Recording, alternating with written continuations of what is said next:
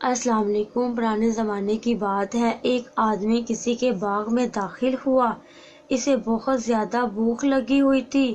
بھوک کی شدت سے کلیجہ منہ کو آ رہا تھا۔ اس نے بھوک مٹانے کے لیے درختوں پر نگاہ ڈالی۔ باغ میں سیبوں کا ایک درخت نظر آیا۔ چنانچہ اس نے ہاتھ بڑھایا اور سیب توڑ کر اس کا آدھا حصہ کھا لیا۔ پھر باغیچے کے قریب ایک نہر کے پانی سے اپنی پیاس بجھائی۔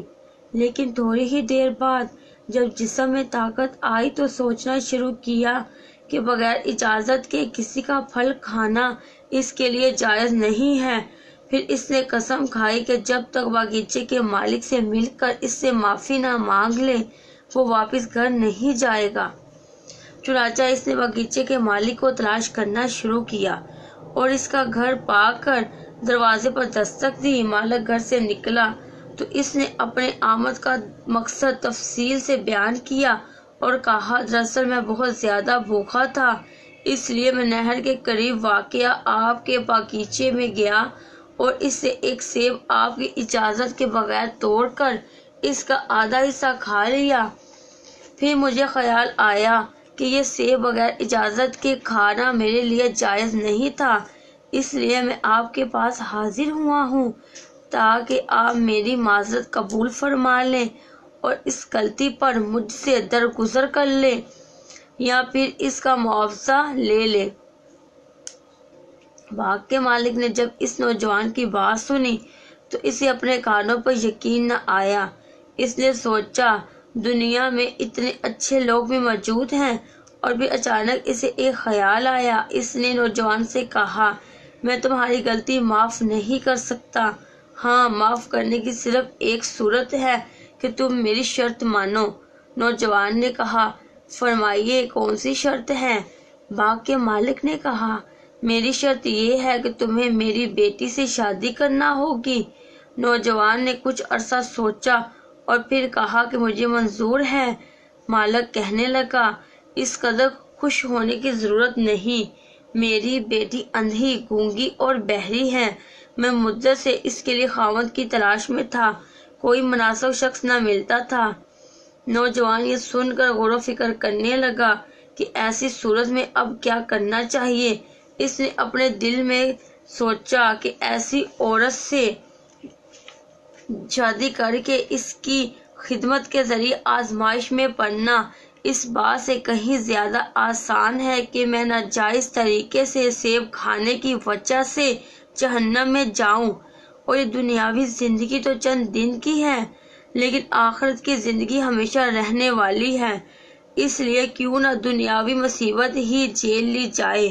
چنانچہ اس نے ناگواری کے ساتھ ہی صحیح اللہ رب العالمین سے اجر و ثواب کی امید کے ساتھ یہ رشتہ قبول کر لیا۔ جب شادی کے مراحل طے ہو چکے اور نوجوان کا نیا گھر آباد ہو گیا تو اس کے دل میں بار بار یہ بات آ رہی تھی کہ ایک عورت جو بات نہیں کر سکتی، دیکھ نہیں سکتی، سن نہیں سکتی، ایسی گونگی، اندھی اور بہری کے پاس میں کس طرح جاؤں۔ بہرحال نوجوان اپنی تقدیر پر راضی ہوا، اللہ تعالیٰ پر بھروسہ کیا۔